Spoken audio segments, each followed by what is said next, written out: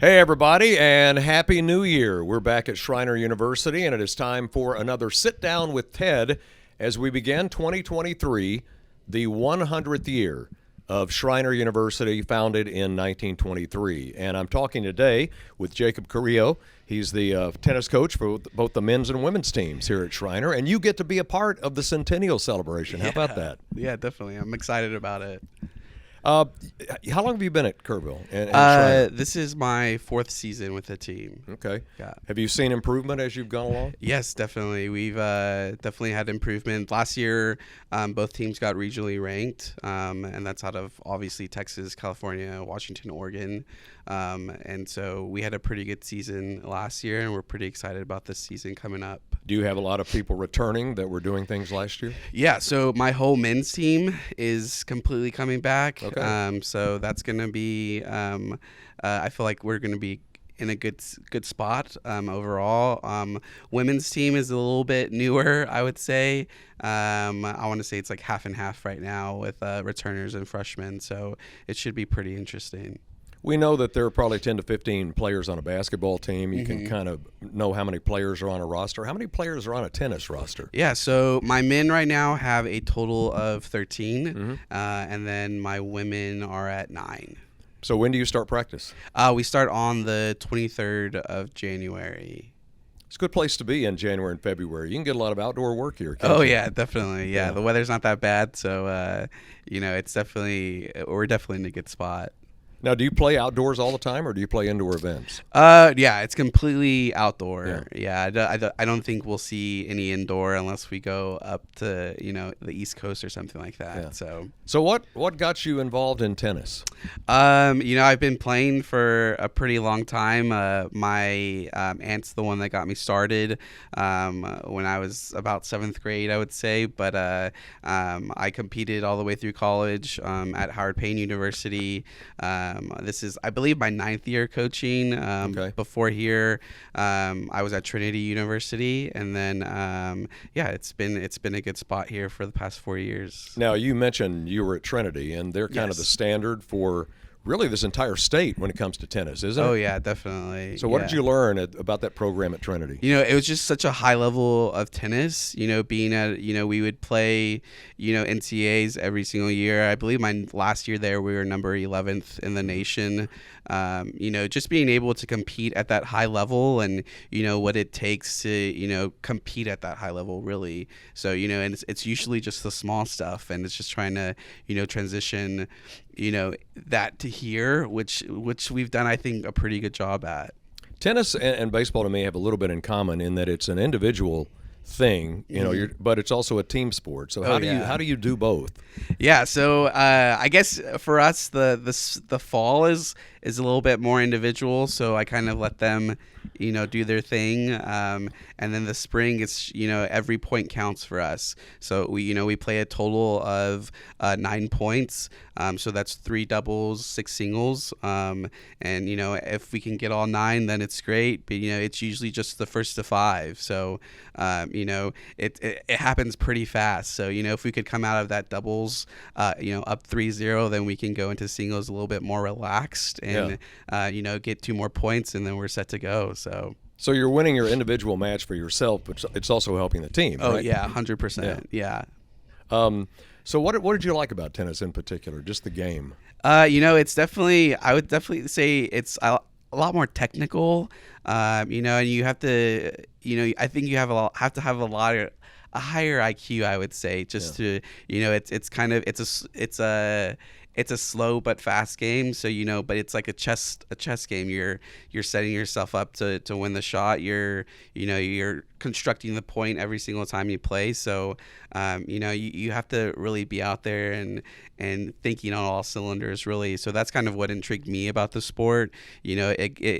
Every time I played it, you have to think a little bit harder and, set yourself up to win. So in a way, you're trying to move the opponent around and set him up for a shot?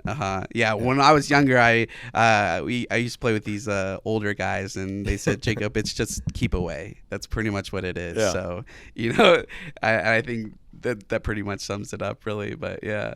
So there was old man tennis, huh? Yeah, 'Cause I know about old man basketball, but is there old man tennis? Oh yeah, I think that's where I learned how to like slice and the junk shots and everything from them. So they kind of taught me a lot, but after I started beating them, they kind of like pushed me away. So, but it was good to learn from them as well. So Talking to Jacob Carrillo, he's the men's tennis coach for women and men here at Schreiner University. Whenever I tried to play tennis, I was pretty good at everything but serving. I could never master the serve. What's the key to that? Yeah, the toss is the key, really. I think I want to say the serve is probably one of the hardest things to learn in tennis. I think I learned something new, a couple of months ago. But it keeps on changing year to year. So, it's I think 100% though, it's all about the toss really and timing. So you have to get that down. I think in my life, I probably served over 1 million balls probably. So, You change quite a bit too, oh, right? yeah, definitely. Yeah. And that's what tennis is. I feel like it's all about it's just repetition after repetition. So, yeah. And it's kind of like, to me, it's kind of like a golf swing where you've got so many moving parts that if any one goes wrong, then the serve is bad. Oh yeah, definitely. Yeah, and I think that's like this past season. I think we served. I want to say at least like 30 minutes each practice, just because it's probably one of the most important shots in tennis. It's what gets the point started. So you have to have a good serve. When you were growing up, who was the tennis player that you admired the most? My favorite tennis player. He's retired now, but it has to be Andy Roddick. Okay. And then obviously Roger Federer is pretty high up there. So yeah. See, I even go back farther than that. I go back to the Jimmy Connors, John McEnroe, Bjorn Borg era on the men's side. Yeah. And then on the women's side, it was Martina Navratilova and Chrissy Everett. Yeah. And then you go into the Pete Sampras era, and then our players. I was in the NBA for a long time, and I always get asked this question: could players in the '60s compete now? Because people are bigger and stronger now, I think. But I always maintain that if you're Bjorn Borg, you're John McEnroe, and you've got that talent. Yeah. If you train the way they train today, you would be as good today as you were then. Do you buy that? Yeah, I definitely buy it completely. I think now I think tennis is such a lifetime sport. Like they have like the senior events now, and it's like Andy Roddick playing, like Andre Agassi or like Jim Courier or something like that, and those guys are still competing with those people, and I feel like today like the rackets are huge, like part of the technology of it that helps it out. Like you can get a racket that will pretty much do it for you. Well, how have the rackets changed though? It's obviously I think at one part of the time they were wood, and then they went into a little bit of metal, and then now they're carbon fiber, and some are heavier, some are lighter, some give a little bit more, so it's different. Like it's I make our guys and girls like try out different rackets, make sure we're getting the best that we can get, and then the string is another huge thing as well. So if you want more spin on the ball, if you want to hit more of a heavier ball, stuff like that, it's kind of huge nowadays. So do you have a different racket for different shots, or do you just have one racket when you play? Oh yeah, it's just one racket. So yeah, one racket that does it pretty much all. So yeah. Now, with the technology of the new rackets, does the ball travel quicker, faster? I would say the game is a lot faster nowadays. And that even comes down to the court, really. So I think our courts here are pretty fast. But you go up. And the reality is just how much sand you put in it, really. But I think the game nowadays is it's a pretty fast game, and it's a lot of hard hitting. And have you played on all different kinds of surfaces? I have only played on clay before. Okay. I got to go out to Florida and play on the red clay, and then I've also played on it's called True Grit. That's usually around Texas area. But yeah, and then other than that, then just hard courts. Have you ever wanted to play on grass and see what that's like? I did, yeah. There is one grass court here in Texas. It's in New Braunfels, but it's a private court, so I don't think we could get on it. But I've always wanted to, yeah. What would be the difference? Is it? So they say with clay and grass, it's just a lot slower. Okay. Yeah, so clay you can get to a lot more balls. And grass is the same thing too. I think grass though, most of the game players transition the game into coming into the net faster and putting away the ball, faster than usual. But that's kind of the difference. So you began your season early February. Yes. And what's going to be your strength? Singles, doubles, both? What do you think? Gosh, I feel like on the men's side, I feel like we're pretty stacked on both sides. We have three set doubles teams that are coming in that should be pretty good, and then our singles lineup is not that much changing, so we'll definitely be good on that side.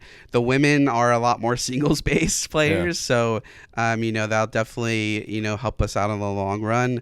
But last semester we just pretty much focused on doubles, trying to get them more at ease with that, so hopefully that helps out. But I would like them to be all around players, but that's the goal at the end of the day. But I would say the women are more singles based and the men are kind of like a little bit more all around. Did you grow up in Texas? Are you from Texas? I did, yeah. I grew up in Lytle, Texas, which is about like an hour and a half away from here. Yeah. Well, it was good meeting you. Yeah, definitely. And good luck when you begin play in early February. All right, thank you so much. We've been talking to Jacob Carrillo. He's the tennis coach here for the men's and women's at Schreiner University. Thank you, Jacob. Appreciate it. Yes, thank you. And we'll see you next time on Sit Down with Ted here at Schreiner University.